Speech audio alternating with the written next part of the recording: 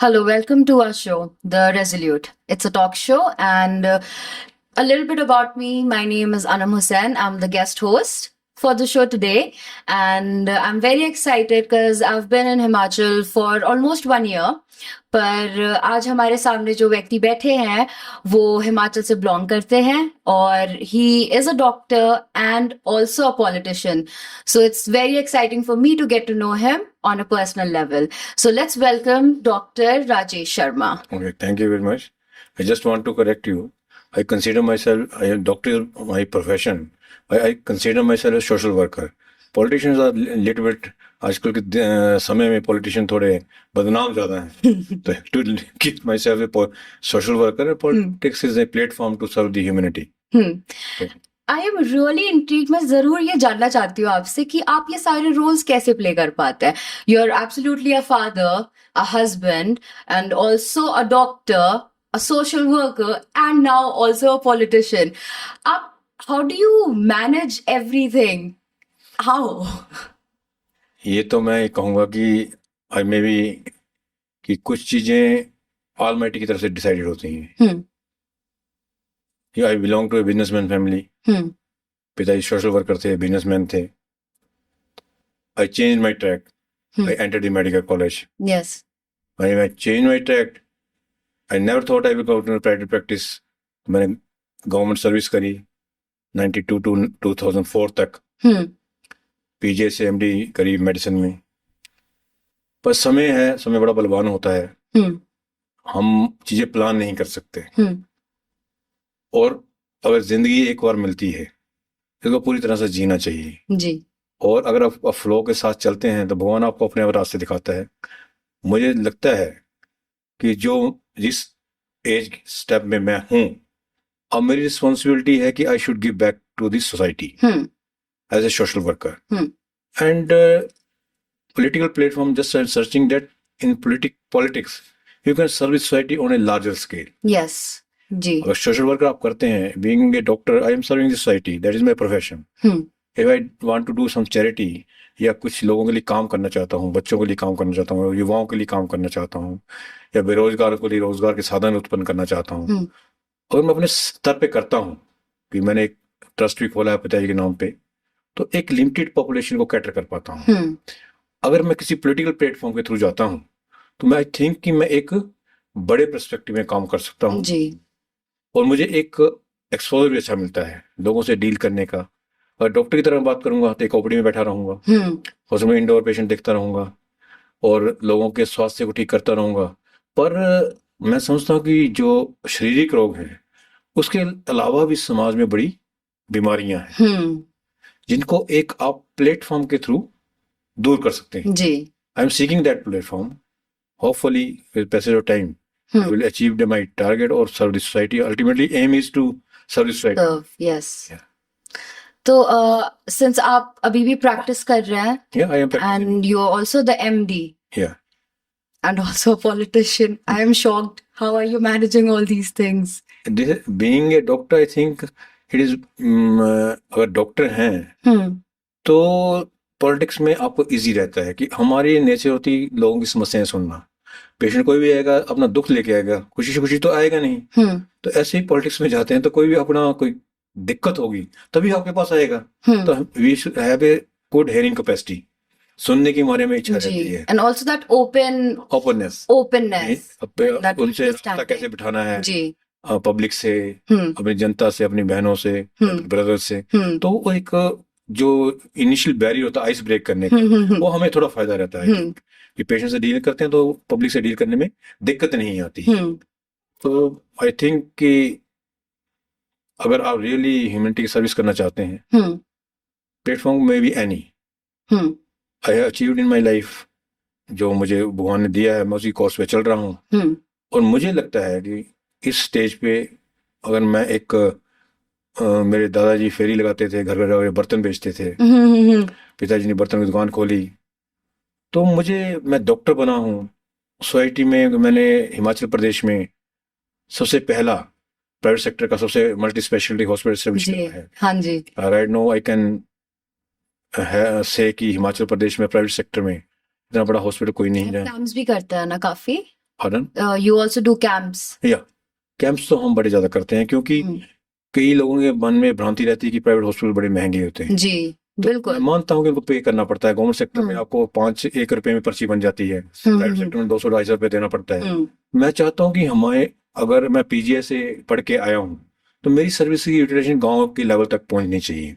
इसलिए मैं गांव में जाके फ्री कैंप करता हूँ, और जो गांव में दिखाते हैं, और कई चीजें हम गांव में नहीं कर पाते हैं जी, तो उन पेशेंट्स को अगर वो हॉस्पिटल में आते हैं तो हम हॉस्पिटल को फ्री देते हैं, और जहां तक कोशिश होती है वो फ्री इलाज करने की कोशिश करते हैं। पेमेंट हम ट्रस्ट की तरफ से कर देते हैं। plus also that awareness because yeah, actually camps का ज्यादा रोल जो है वो अवेयरनेस का है। It is better, prevention is better than cure. ये पहले बचपन से पढ़ाते आए हैं तो हम गांव में जाकर सिखाते हैं कि कैसे आप अपने हेल्थ का ख्याल रख सकते हैं, रेगुलर हेल्थ चेकअप्स करा सकते हैं। लेडीज में एनीमिया को कैसे आप, जो हमारा ब्लड गिर जाता है, कैसे उसको बचा सकते हैं, खान पान का कैसे कर सकते हैं आप। कि आजकल आप समझेंगे कि बच्चों पे प्रेशर बड़ा ज्यादा है, और प्रेशर हम पेरेंट्स ही डालते हैं। जब मैं भी पेरेंट टीचर मीटिंग में जाते थे, मेरी वाइफ मेरे साथ होती थी, तो हम सारे पेरेंट्स को ये पूछते मेरा बच्चा फर्स्ट क्यों नहीं आता। यार भाई 60 लोगों की क्लास है, हर कोई आदमी फर्स्ट तो नहीं आ सकता। तो जो मैं, एक प्रतिस्पर्धा की भावना होनी चाहिए, कंपटीशन की होनी चाहिए। और बच्चों को इतना कि हर आदमी की एक कैपेसिटी है जी, बच्चों को इतना मत आप दबाइए कि अपनी पर्सनैलिटी ही भूल जाएं। तो मैंने देखा माता पिता में ये थोड़ी रहता है कि मेरा बच्चा फर्स्ट नहीं आता है। वो कई बार अपनी इच्छाएं बच्चों में देखने की कोशिश करते हैं, वो भी गलत है। बच्चों के बचपन को पनपने नहीं दिया जाता है।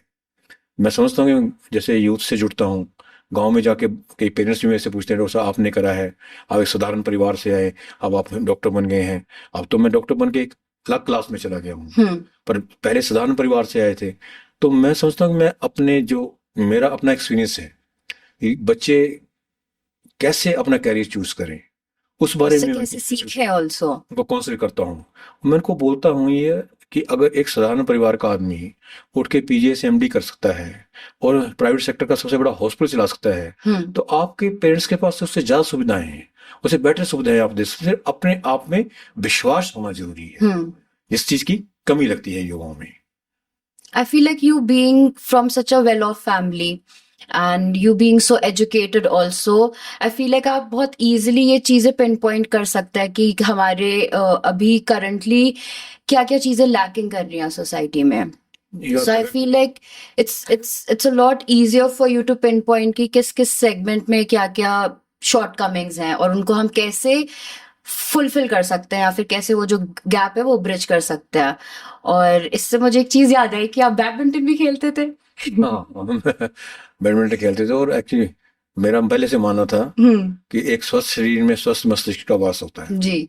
तो I represented university in badminton. और बैडमिंटन अच्छी गेम है जिससे कि आपका पूरा शरीर काम करता है। बाकी गेम्स भी अच्छी हैं, पर badminton is a good game जिसमें पूरी बॉडी काम करती है, एक्टिविटी और आपकी कंसंट्रेशन चाहिए होती है।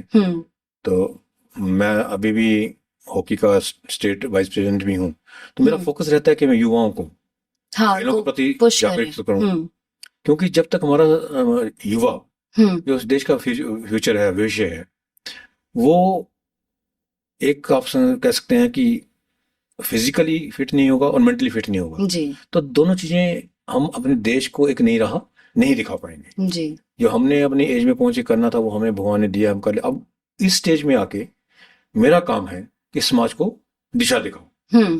तो उस स्टेज में हम पहुंचे हैं, और जहां भी पेरेंट्स बात करते हैं, बच्चे बात करते हैं, मैं अपने जितना मेरा मस्तिष्क है, जितना मेरा ज्ञान है, उस हिसाब से कोशिश करता हूँ कि मैं बड़ा ज्ञानी नहीं हूँ। पहली बात तो ये है, और जो भी कोशिश करता हूँ जितना मुझे मालूम है कि मैं हर चीज का मास्टर नहीं हो सकता। मैं मेडिसिन में एमडी करी तो मेडिसिन में काम कर सकता हूँ, ऑर्थोपेडिक सर्जन मैं नहीं हो सकता, सर्जन मैं नहीं हो सकता हूँ।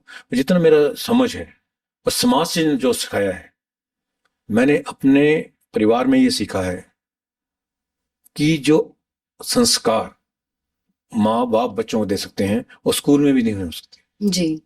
तो अगर आपका घर का वातावरण ठीक है तो बच्चों को किसी भी और चीज की जरूरत नहीं है। और बच्चे अपने माता पिता की इज्जत करना सीख लें, अपने भाइयों से बहनों से इत्तेफाक बिठाना सीख लें, तो मैं समझता हूँ कि उससे ही हमारा करेक्टर बिल्डिंग होगी। जब हमारा एक आदमी का करेक्टर ठीक होगा तो हमारी फैमिली का करेक्टर ठीक होगा, जी फैमिली से समाज बनता है, समाज का करेक्टर ठीक होगा, समाज से स्टेट बनती है, उसका करेक्टर ठीक होगा, ऐसे पूरे देश का करेक्टर ठीक होगा। इस देश का करेक्टर ठीक है वो देश कभी पीछे नहीं रह सकता। तो आई सी लाइक आपके जो एम्बिशंस और गोल्स हैं वो आई थिंक सही बहुत ही अच्छे डायरेक्शन में, एंड आप लाइक आप कंटिन्यूअसली वो छोटे छोटे स्टेप्स ले रहे हैं to actually bridge the gap जो बहुत ज्यादा बड़ा है पूरी सोसाइटी में। बेबी स्टेप्स ही पे करते हैं जी।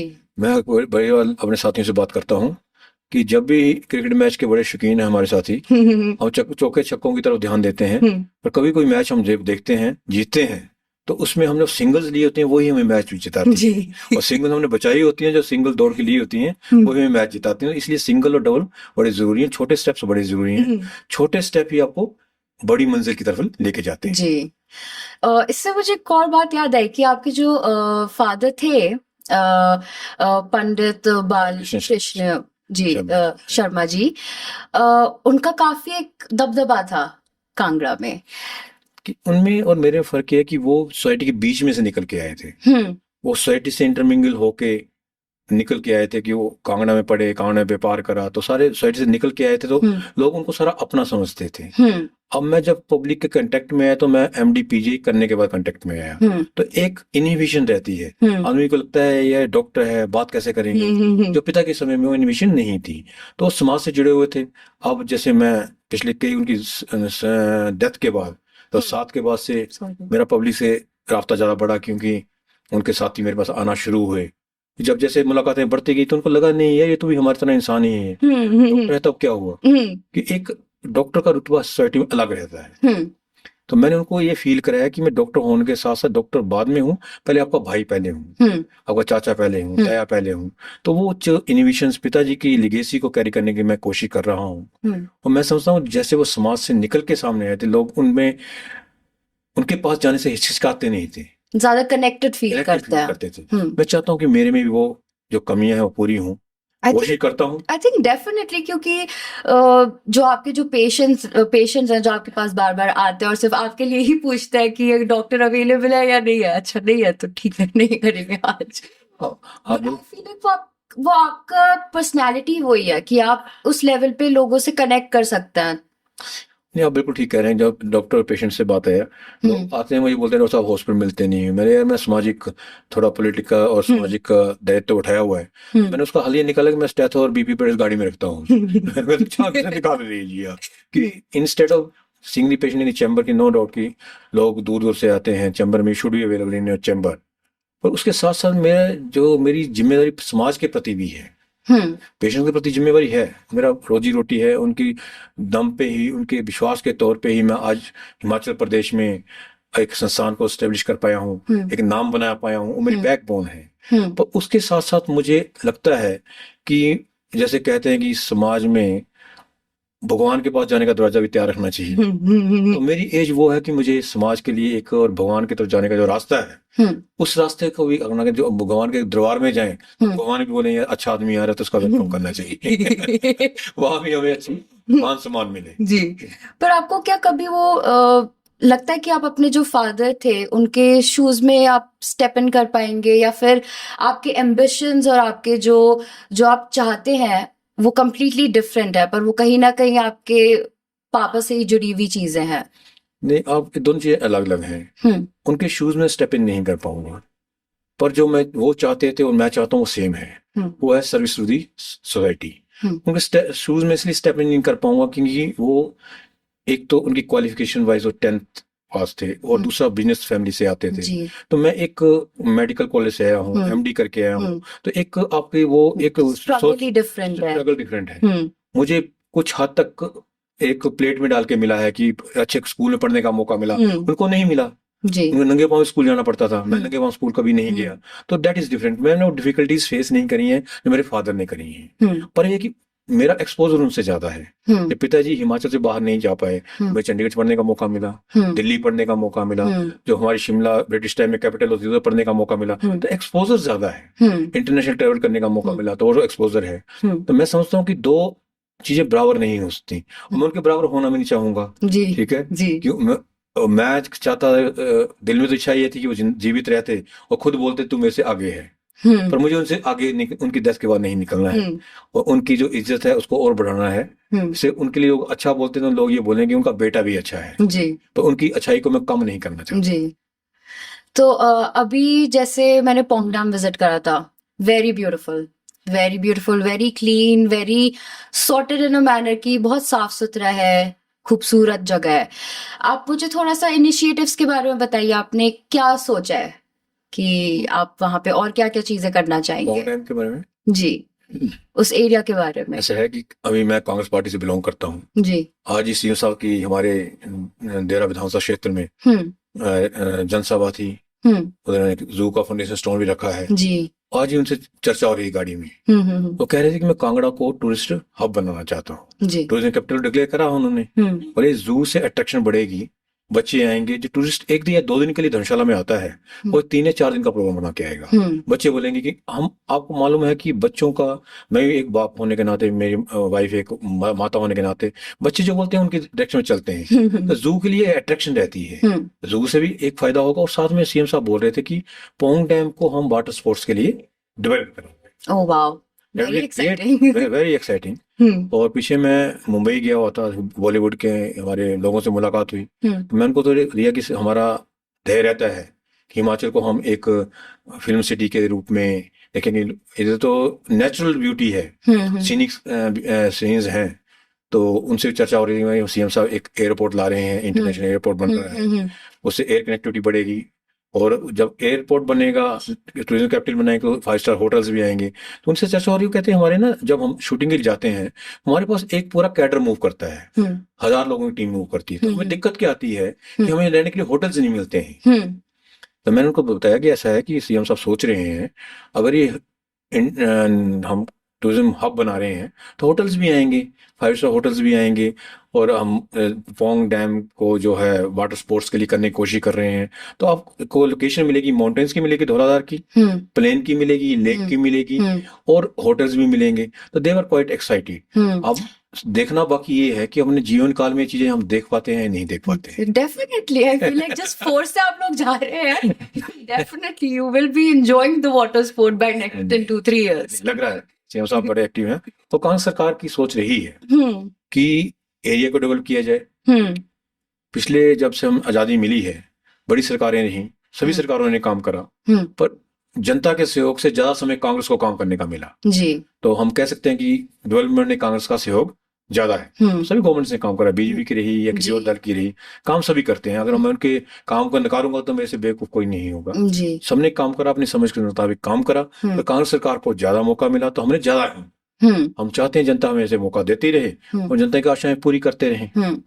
बट आई फील लाइक जितनी मेरी अंडरस्टैंडिंग है अबाउट कांग्रेस, जब हम एक पार्टी को एज अ होल देखते हैं तो एक फीलिंग आती है, तो जहाँ पे कांग्रेस बहुत ज्यादा एक human touch, they don't have that pura shosha of politics, but they are very human, they are very in touch with the crowd.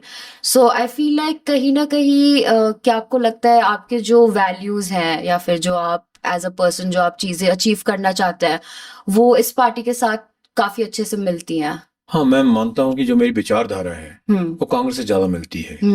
पार्टियां सारी अच्छी होती हैं, अच्छे लोग होते हैं। मेरा मानना है कि कोई भी संगठन है, पार्टी छोड़ दीजिए, कोई भी संगठन है, उसमें थोड़े लोग अच्छे आ जाए, मेजोरिटी अच्छे लोग हैं, तो उस संगठन का स्तर बढ़ जाता है। कुछ गलत शरारती तत्व आए तो स्तर गिर जाता है। ये तो जो संगठन है, कोई भी संगठन है, वो एक सेवा का माध्यम मानना चाहिए, और सेवा का माध्यम मान के चलेंगे तो आपकी इच्छाएं पूरी होंगी समाज सेवा के लिए। अगर स्वार्थ सेवा का माध्यम मान के चलेंगे तो वो स्वार्थ पूर्ति होती नहीं है, कि लोग उससे फ्रस्ट्रेट होते हैं। तो मेरा मानना है कि कांग्रेस पार्टी से मेरी विचारधारा मिलती है कि कांग्रेस पार्टी ने, जैसे सबसे, जब मैं गरीब वर्ड इस्तेमाल नहीं करता हूँ, मैं जरूरतमंद इस्तेमाल करता हूँ। जरूरतमंद कोई भी हो सकता है, किसी को एजुकेशन की जरूरत है, किसी को पैसे की जरूरत है, किसी को लैंड की जरूरत है। तो जो भी जरूरतमंद लोग रहते हैं उसका कांग्रेस पार्टी आज से नहीं, जब से आजादी मिली है उससे पहले भी स्ट्रगल करके आजादी हासिल करी है, तो उसमें कांग्रेस पार्टी का योगदान रहा है, या उनका पूरा लेगेसी वही है। तो मुझे लगता है मैं उससे सर्व कर सकता हूँ, और जो है पिताजी की लेगेसी भी कैरी कर पाऊंगा, तो कांग्रेस पार्टी की लेगेसी भी कैरी कर पाऊंगा। तो आपका दोनों विन विन सिचुएशन हो गए। That's why I chose this thing कि मुझे लगता है कि सोशल सर्विस की समय है और I need one platform. Yes. और आई बहुत दी पार्टी से, पिताजी कांग्रेस पार्टी में थे, तो जहाँ इतनी पुश्तों से चले आ रहे हैं, सर्कल भी रहता है, यार दोस्त भी रहते हैं, तो I chose this party to serve the humanity. It's your own legacy also. बहुत मेरे विन विन सिचुएशन है, मेरे दोनों काम हो रहे हैं एक काम से। तो अभी जो हमारा जो कन्याकुमारी से कश्मीर तक जो भारत जोड़ो उसके अंदर यात्रा थी, उसके अंदर थोड़े थोड़े फोटोज मैंने देखे हैं अभी रिसेंटली। आई वाज लकी कि मुझे हाई कमान की तरफ से आई पार्टिसिपेटेड दी यात्रा इन मध्य प्रदेश में मैंने ज्वाइन करी थी, और उसके बाद मैंने यात्रा ज्वाइन करी थी राजस्थान में। पर उसके बाद पार्टी मेरी इन्वॉल्वमेंट देखते हुए मुझे लास्ट लेग ऑफ जो यात्रा थी जो कश्मीर में थी, उसमें मुझे कोऑर्डिनेटर बनाया था, मीडिया कोऑर्डिनेटर। तो आई थिंक कि जो ऑलमोस्ट 20 दिन में रहा राहुल गांधी जी की टीम के साथ, जैसे वो जेएंड के एंटर करा टिल दी एंड, जब समापन हुआ, मुझे बड़ा कुछ सीखने को मिला जनता से जुड़ाव का। और आई वाज लकी इनफ कि मुझे एक टॉप जो कांग्रेस के गिने जाते हैं लीडर, उनकी प्रेस कॉन्फ्रेंस मैनेज करने का मौका मिला। वी वर 3 or 4 पर्सन्स, हमारे जयराम रमेश जी हमारे इंचार्ज थे, माई सेल्फ एंड 2 people और थे जो, तो हमारा काम था राहुल गांधी जी की प्रेस कॉन्फ्रेंस कराना। You can see your self कि आपको कितना एक्सपोजर मिल सकता है। कि इंटरनेशनल श्रीनगर में एक्सपोजर मिलना, क्योंकि श्रीनगर इंटरनेशनल मीडिया भी है, बाकी जगह इंटरनेशनल मीडिया नहीं मिलता आपको। Srinagar being a critical state, तो उसमें इंटरनेशनल मीडिया का भी फोकस रहता है।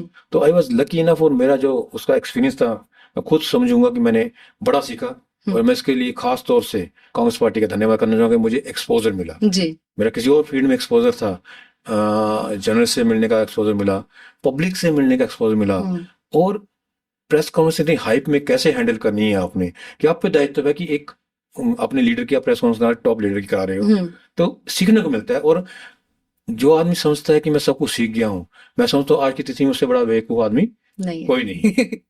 तो सीखने की उम्र कभी खत्म नहीं होती है। अब तो वैसे टेक्नोलॉजी का युग है, इसमें तो नित्य नई चीज आ रही है, और युवा जितनी जल्दी पिक करते हैं, हम उस इस एज में इतनी जल्दी पिक नहीं कर पाते हैं। पर मेरी जिज्ञासा रहती है कि कोई भी नई चीज आए, मुझे उसके बारे में थोड़ा थोड़ा पता होना चाहिए, जानना चाहिए। हाँ, डेफिनेटली।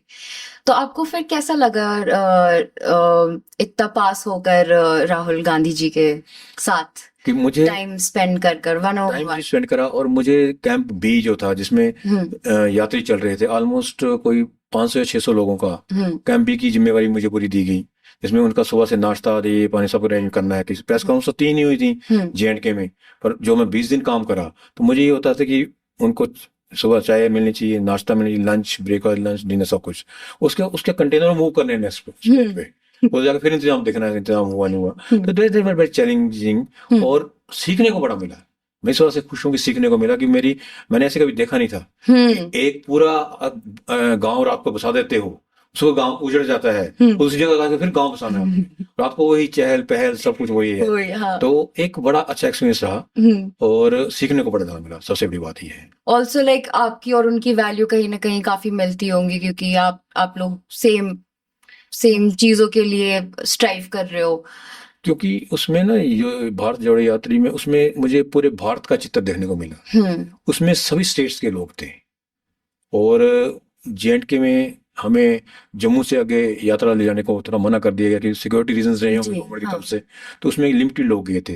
पर जो यात्री थे उनका भी अरेंजमेंट करा, वो बेचारे उधर 5-7 दिन रुके, then we move to J and K. उस पर बर्फबारी बड़ी ज्यादा हुई, तो बर्फ के बीच में हम टनल में फंस गए।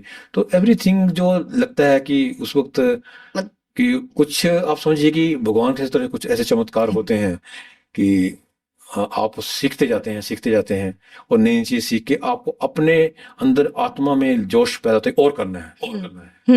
तो I learned a lot. I feel like must be a very learning curve for you also, कि आप इतने लोगों से मिल रहे हैं, इतने डिफरेंट कल्चर से जो बिलोंग करते हैं, must be very wonderful trip for you। उसमें आपको कांग्रेस के अलावा भी उसमें कई संगठन थे जो यात्रा में पार्टिसिपेट कर रहे थे। उसमें कई भूमि बचाओ संरक्षण के थे, कई स्वराज पार्टी वाले चीज वो थे, तो उनसे हर किसी के आइडिया सुनने का मौका मिलता है। ये किस विचारधारा से जुड़े हैं, वो तो कांग्रेस विचारधारा से नहीं जुड़े थे, वो तो एक भारत जोड़ो के मंशा लेके चल रहे थे। सबसे बातचीत करने का मौका मिला, तो मैं समझ बड़ा कुछ सीखा हमने।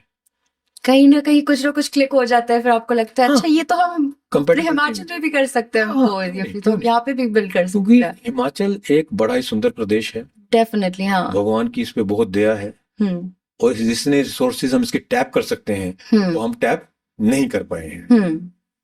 कि जब मैं अपनी वाइफ के साथ स्विट्जरलैंड गया था, तो हम जिस रूम में ठहरे थे, तो उस रूम से हम सुबह देखा था, हमें लगे हम धुआंधार देख रहे हैं कि स्विट्जरलैंड और हिमाचल में कोई ज्यादा फर्क नहीं है। नहीं, हिमाचल इज वेरी ब्यूटीफुल, और स्विट्जरलैंड को डेवलप किया गया है, इधर नेचुरल ब्यूटी है। तो मैं समझता हूँ कि हमारे सभी साथी बड़ा अच्छा काम कर रहे हैं, जो भी गवर्नमेंट में रहे, पर बड़ा कुछ करने की जरूरत है, बड़ा कुछ किया जा सकता है, कि टूरिज्म का तो अपार संभावनाएं हैं, उसमें कोई दूसरी राय नहीं है।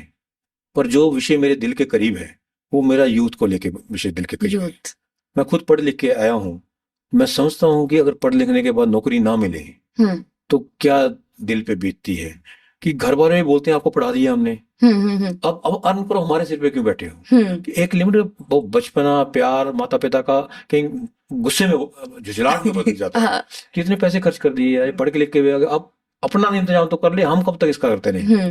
और दूसरा, समाज में कुछ ऐसा है कि आजकल मेरे एक बेटा है, एक बेटी है, दोनों बराबर होते हैं, पर कुछ ऐसा माना जाता है कि जो घर है वो लड़के ने चलाना है। अभी तक बड़ा काम देखने मिलता है कि लड़की बोले मैं कमाती हूँ, तू घर संभाल। कि एक कुछ ऐसा कि अब ये आस्ते आस्ते दिमाग से निकलेगा, हो सकता 200 साल में निकले, 50 साल में निकल जाए, पर एक है, अब लड़का कमाता ना हो तो लड़की कमाती हो तो लड़का और फिर फील करते हैं, शादी नहीं पाती है। इस चक्कर में लड़के भी ओवरेज हो रहे हैं, लड़कियां भी ओवरेज हो रही हैं। खुद देख रहा हूँ, जो लड़कियां जहाँ पढ़ लिख गई हैं उनके शादी में जहाँ दिक्कत आ रही है कि लड़की उतनी पढ़ी लिखी नहीं होता है। और ये जो समाज में इम्बैलेंस बन रहा है, ये कुछ हमारे लिए ठीक नहीं है। हमें मुफ्त राशन नहीं चाहिए, हमें रोजगार चाहिए। रोजगार पैसे के लिए नहीं, अपने आप को व्यस्त रखने के लिए।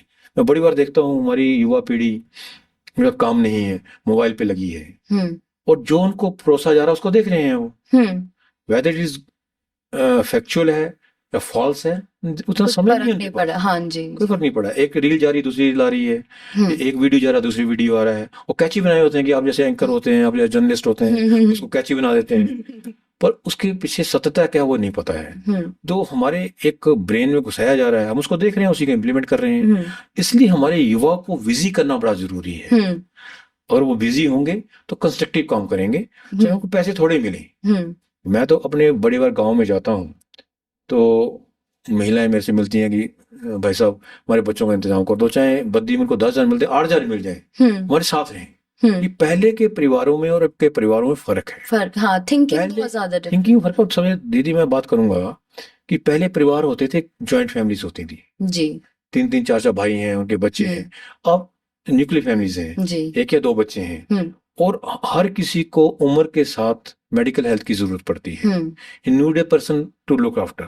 और तो कई माँ बाप ऐसे बोलते हैं नहीं, हमने बच्चा बाहर नहीं भेजना है, हम अपनी पेंशन से खिला लेंगे, इसको हमारे साथ रहे, हमें हॉस्पिटल दिखाने ले जाए, हमारा इलाज कराए, घर में बैठे एक उनके बच्चे हों, अपनी खुशी दें हमें। जब बच्चे आसपास खेलते हैं तो खुशी मिलती है।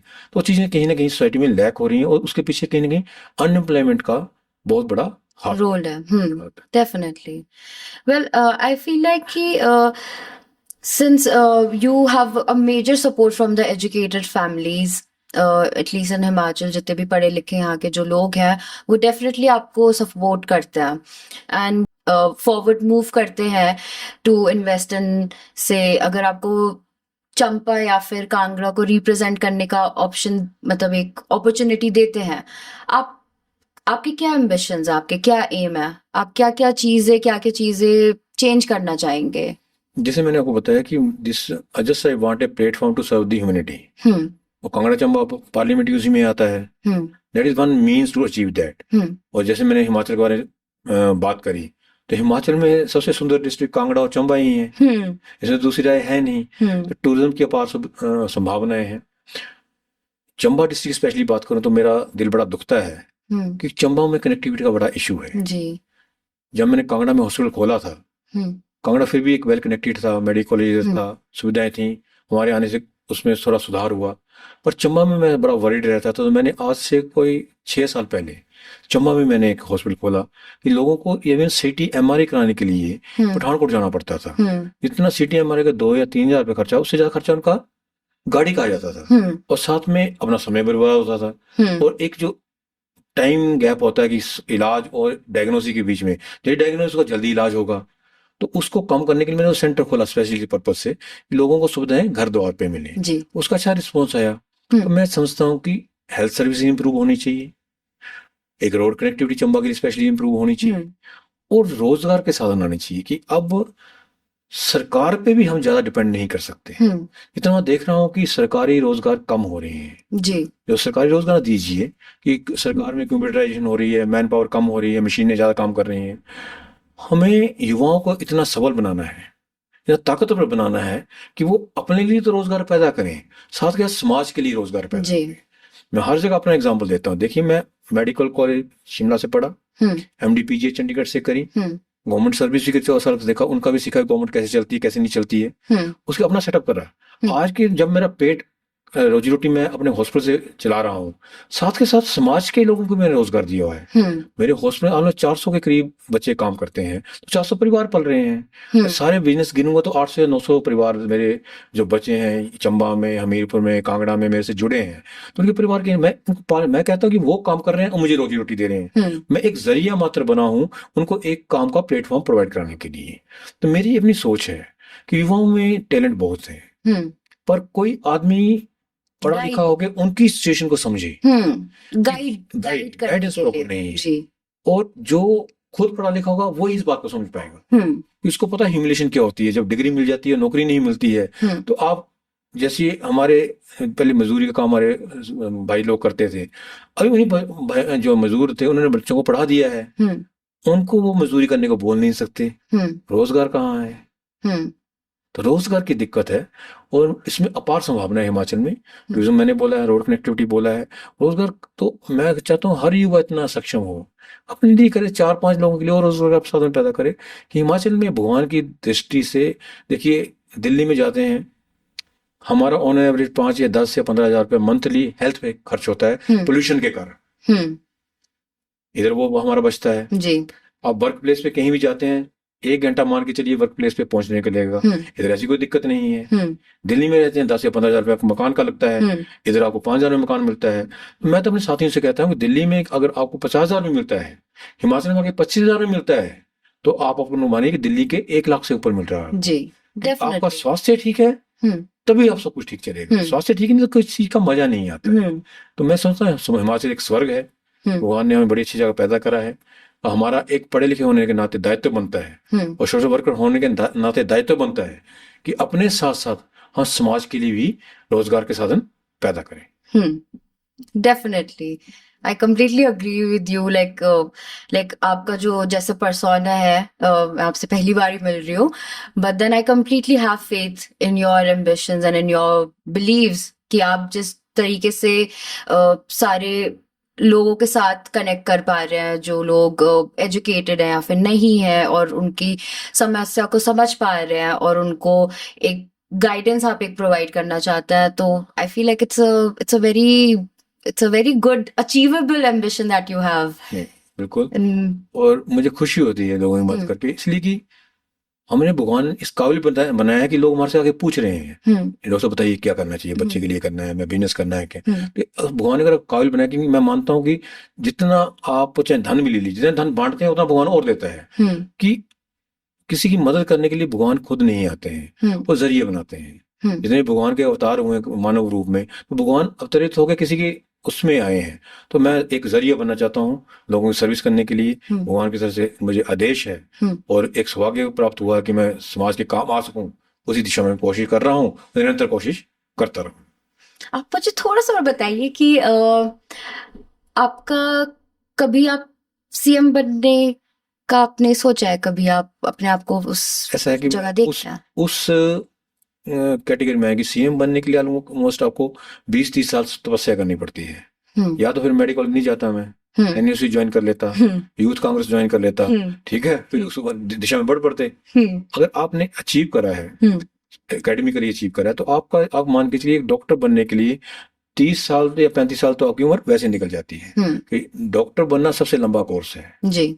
प्री मेडिकल करिए, एमबीबीएस करिए, 6 साल उसमें लग जाते हैं। एमडी करनी तो कंटिन्यूसली बड़ी कम मिलती है, 1-2 साल वेट करना पड़ता है।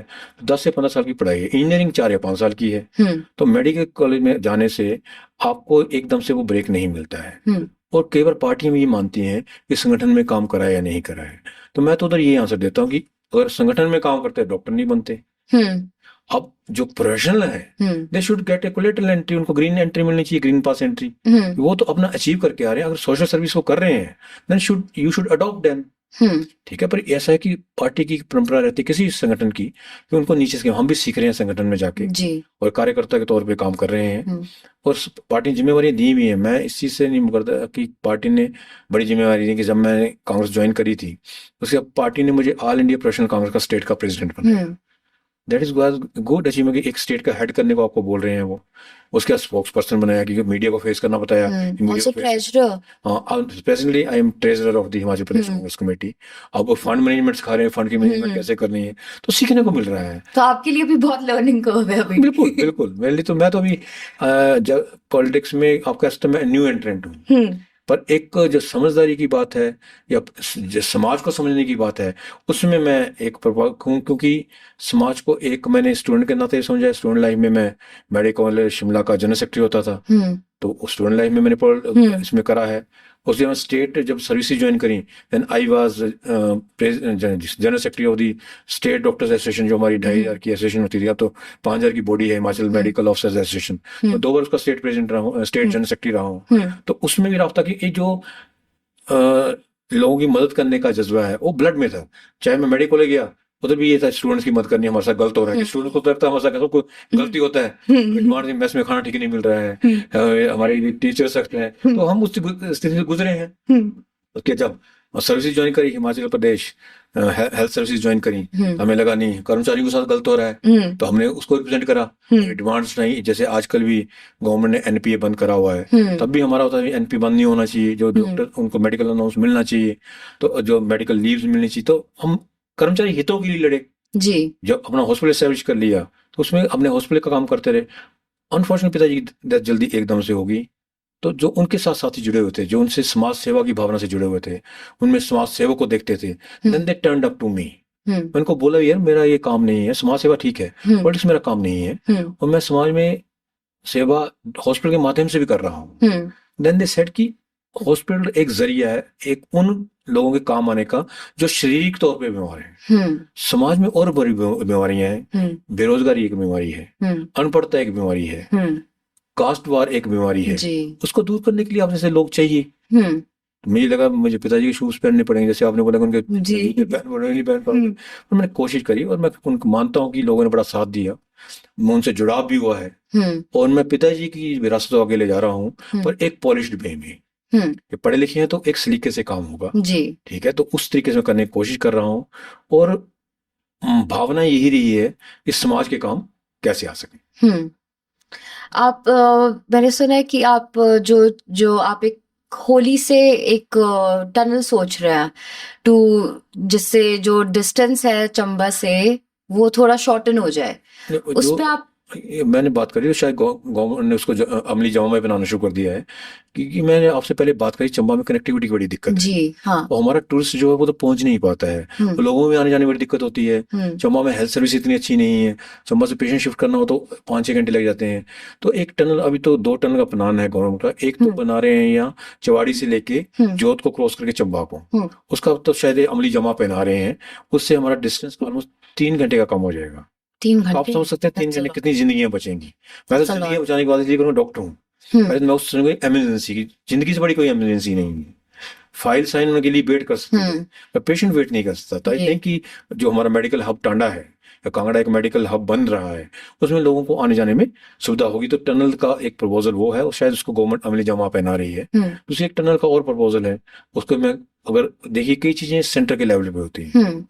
लोकसभा में अगर मैं पहुंचता हूँ तो एक ट्रेन कनेक्टिविटी हिमाचल में बड़ी लैगिंग है। जो कांगड़ा डिस्ट्रिक्ट की बात करूं मैं तो, कि ट्रेन हमारे पास कब पहुंची, जब ब्रिटिश राज इधर था जी, उस समय से हमारे पास ट्रेन है, जो छोटे वाली ट्रेन चलती है, उसको ब्रॉडगेज हम नहीं कर पाए पिछले 75 सालों में। तो मेरे दिल में है कि ट्रेन कनेक्टिविटी से टूरिस्ट का फ्लो और बढ़ेगा। वहां से बस कनेक्टिविटी है, एक कनेक्टिविटी हम बढ़ाने जा रहे हैं, train connectivity is major issue. और दूसरा, ट्रेन कनेक्टिविटी इसलिए भी जरूरी है कि हिमाचल प्रदेश एक चाइना के साथ बॉर्डर लगता है हमारा, पाकिस्तान के साथ बॉर्डर लगता है, ट्रूप्स के मूवमेंट के लिए भी इजी रहता है। तो ट्रेन कनेक्टिविटी का इशू मैं समझता हूँ कि अगर मैं लोकसभा पहुंचता हूँ, कि वो स्टेट के प्रीव्यू में नहीं आता है जी। अगर मैं लोकसभा पहुंचता हूँ तो ट्रेन कनेक्टिविटी इशू मैं जरूर उठाऊंगा। और हमारे पास छोटी लाइन है, तो ब्रॉडगेज करिए, लोगों को सुविधा दीजिए, क्योंकि 70 सालों में 1 इंच भी रेल की पटड़ी सरकी नहीं है। तो इसने कहीं ना कहीं, मैं ये नहीं कहूंगा बीजेपी जिम्मेवार है, कहीं ना कहीं जो भी प्रतिनिधि रहे हैं 70 सालों में, या जो हिमाचल प्रदेश जब बना 71 के बाद से 50 साल के ऊपर हो गए हैं, तो कहीं नहीं कमी रही है। हम मुद्दों को ढंग से नहीं उठा पाए हैं, क्योंकि सरकार किसी की भी हो सेंटर में, आपका प्रतिनिधि अगर ठीक है, वो पूरे फैक्ट्स एंड फिगर के साथ बोलता है, तो अगला आदमी आपको फैसिलिटी देने के लिए मजबूर हो जाता है। और मजबूर आदमी को करना पड़ता है, फैक्ट्स एंड लड़ाई नहीं करनी है, अपनी बात सच्चाई से रखनी है, फैक्ट्स एंड फिगर के साथ रखनी है। तो अगला आदमी समझता है इनकी जेन्युइन डिमांड है, इसको पूरा किया जाए जी। मैं समझता हूँ कि एक ट्रेन कनेक्टिविटी का इशू बड़ा ज्यादा है, और जो टनल की बात आपने करी उसके लिए किया जाएगा जरूर। डेफिनेटली आई फील लाइक, क्योंकि इट्स अ जेन्युइन कंसर्न। अगर मैं अपनी मम्मी से कभी बोलती हूँ कि आप हिमाचल शिफ्ट होना चाहेंगी अपने थोड़ा ओल्ड एज में, वो तो बोलते हो तो जाओगी, बहुत खूबसूरत जगह है, पर अगर मुझे हॉस्पिटल जा रहा हो तो उसमें तो बहुत घंटे लग जाएंगे, व्हिच इज ऑनेस्ट। सबकी प्रॉब्लम है ये कि वो देखिए ना, हमारे रेल कनेक्टिविटी ब्रिटिश टाइम में शिमला की थी और कांगड़ा की थी, ना शिमला की बड़ी है ना कांगड़ा की बड़ी है। क्या हम इतने निकम्मे हैं क्या? इतने निकम्मे हमारे पास मैन पावर की कमी नहीं है। हमारे यंगस्टर्स बाहर जाके सर्विसेज दे रहे हैं, जिनमें आप प्राइवेट ऑर्गेनाइजेशन उठा लीजिए, फेसबुक, गूगल, उनके हेड सीईओ कौन है? इंडियंस हैं। तो उनको हम इंडिया में उनसे क्यों नहीं कर सकते? एक्चुअली हमारे में कमी है कि हम अपने लोगों की इज्जत तब करते हैं जब वो अचीव कर लेते हैं जी। जब तक वो अचीव नहीं कर रहे होते उनको हम वो तवज्जो नहीं देते हैं। मैं समझता हूँ कि जैसे पठानकोट तक तो ब्रॉडगेज आती है, उससे इस इलाके कांगड़ा से लेके मंडी तक सारी हिमाचल को जोड़ा जाना चाहिए। तो मैं समझता हूँ कि एक कनेक्टिविटी का इशू है, और चंबा इस मामले में ज्यादा लैग करता है कि कई बार चंबा के लिए सीमेंट कारखानों के लिए बोला गया, पर धरातल पे नहीं उतारा गया। अगर ऐसी कुछ चीजें होती हैं, बड़े प्रोजेक्ट्स आते हैं, तो रोजगार की समस्या भी हल होगी। मैं खुद बार बार रोजगार के इसलिए फोकस करता, देखिए मैं देरा से इलेक्शन लड़ा था, कांग्रेस का घोषणा पत्र आया, वो तो हम मानेंगे। उसके अलावा मैं लोगों से 2 वादे करे थे। मैं अगर बनता हूं तो शिक्षा और रोजगार के फोकस करूंगा, और शिक्षा के लिए मैं बार सेंट्रल यूनिवर्सिटी की बात करता था। तो मैं आपके मंच के माध्यम से हमारे मुख्यमंत्री जी का धन्यवाद करना चाहूंगा, ठाकुर सिंह सुखविंदर जी का और सेंट्रल गवर्नमेंट का, कि अब बड़ी रफ्तार से सेंट्रल यूनिवर्सिटी का काम हो रहा है। 2009 से हम सैंक्शन थी, मनमोहन सिंह सरकार जी ने दी थी, पर 15 साल से उसमें कुछ हुआ नहीं। अब बड़ी तेजी से काम हो रहा है। मैं अपने को लकी समझता हूँ, जो लोगों से वादे करे थे उसी दिशा में एक प्रयास वो था। और दूसरा, जैसे इंटरनेशनल जू का आज हमने फाउंडेशन स्टोन रखा है, ये 5000 कनाल में जू बनेगा। इसमें 90% एनिमल्स जो इंडियन आएंगे, 10% बाहर से आएंगे, और बच्चों को अट्रैक्शन बढ़ेगा, टूरिस्ट का फ्लो बढ़ेगा। तो डायरेक्टली इनडायरेक्टली, जितना मैं आज चर्चा कर रहा था अधिकारियों से, 10,000 परिवार इससे जुड़ेंगे। 10,000 नौकरियां डायरेक्टली इनडायरेक्टली मिलने का मतलब है कि एक परिवार 4 सदस्य गिन लीजिए, 40,000 रोजगार के साधन हम पैदा करने जा रहे हैं। ये बहुत बड़ी बात है, बहुत ज्यादा बड़ी बात, बहुत बड़ी बात है। आज के समय में जहां बेरोजगार घूम रहे हैं, तो उनको मौका मिलेगा एक अपनी प्रतिभा दिखाने का। और रोजगार, मैं इन चीजों को मानता हूं कि रोजगार फ्री नहीं होना चाहिए, उनको काम पे लगाना चाहिए जी। उनको रोजगार के उनका हक है। या तो उनको पढ़ाइए मत, आप नहीं पढ़ाना, इंस्टीट्यूट मत खोलिए। जब इंस्टीट्यूट खोले हैं तो उनको रोजगार के साधन उपलब्ध कराइए, उनको सबल बनाइए, कमजोर मत करिए उनको। फिर वो आत्महत्या की तरह ड्रग्स की तरफ जाते हैं जी। तो उनकी मजबूरी होती है, घर में डांट पड़ती है, कुछ करता नहीं है, बाहर जाते हैं, वो नशे में पड़ जाते हैं वो। तो अब यंगस्टर जाएगी, यंग यूथ में एनर्जी बड़ी होती है। मैं अपने आपकी एज, अपने पहले की एज में देखता हूँ, उस समय एनर्जी ज्यादा थी, इस वक्त समझ ज्यादा है। तो अगर हम कॉम्बिनेशन करते हैं एनर्जी का और विजन का, तो मैं कहता हूँ हिमाचल में बड़ी हम चेंज ला सकते हैं। Definitely. So well, it's been an honour कि आपको इतने अच्छे से हमें जानने को मिला, specially on a very political notion. आपके क्या थिंकिंग है, आपके क्या पॉइंट ऑफ व्यूज हैं, और आप किस तरीके से अपने आप को बिल्ड कर रहे हैं, और आपके लिए भी डेफिनेटली इतने लर्निंग कर्व्स हैं. It's definitely very motivating. And also your bit of private life, कि आप कैसे सारी चीजें, इतनी इम्पोर्टेंट रोल्स आप कैसे सब मैनेज कर रहे हैं एक साथ. It's been a pleasure to have a conversation with you. मुझे बड़ा अच्छा लगा. और जब पॉडकास्ट की बात हुई तो मैं लिटिल थ्रिल्ड. आजकल पॉडकास्ट का बड़ा ट्रेंड चल रहा है, मैं भी सुनता हूँ और यंगस्टर तो ज्यादा सुनते हैं. मुझे लगा कि ये एक अच्छा एक मौका है मेरे पास, जहाँ मैं अपनी बात यंगस्टर्स तक पहुंचा सकूं, अपने बुजुर्गों तक पहुंचा सकूं, अपने साथियों तक पहुंचा सकूं, जिससे कि वो समझें कि जो एक नरेटिव बनाया गया है पॉलिटिशियंस का, अब उनको चुनिए जो समाज सेवा के लिए आते हैं. सिर्फ ऐसे वोट मत करिए कि किसी पार्टी ने दे दिया है उसको वोट डालना है, नहीं. वो किसी गुलाम नहीं है, दिमाग रखते हैं जी. चुनिए उसको जो समाज सेवा के माध्यम से आता है जी. पार्टी उसको टिकट दे जो समाज सेवा के लिए आता है. और स्वार्थ सेवा के लिए आता है तो पार्टी कोई भी किसी को टिकट दे, पार्टी को निकारिए लोग, और साथी को निकारिए. तो मैं समझता हूँ कि आपके माध्यम से मुझे भी एक बात रखने का मौका मिला है. I am thrilled and obliged also. Thank you so much, क्योंकि genuinely I got to understand a lot more about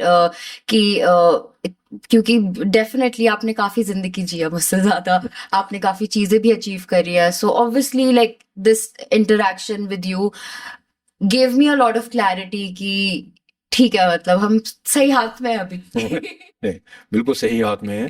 और मुझे अच्छा लगा कि मेरे जो एंकर होस्ट है वो एक यूथ है, जिनके लिए मैं लड़ने की कोशिश कर रहा हूँ. Thank you so much. Thank you so much. Wonderful show. And well, this is it. This is all for today. And hopefully you can connect with Dr. Rajesh Sharma and understand a little bit more about him, not from a sense of only being a politician, but also what he stands for. कि इनकी actual core values और इनके जो ethics है वो क्या है. And let's see to a better future. Yeah. And a better. Let's hope for the best. Yes. Thank you.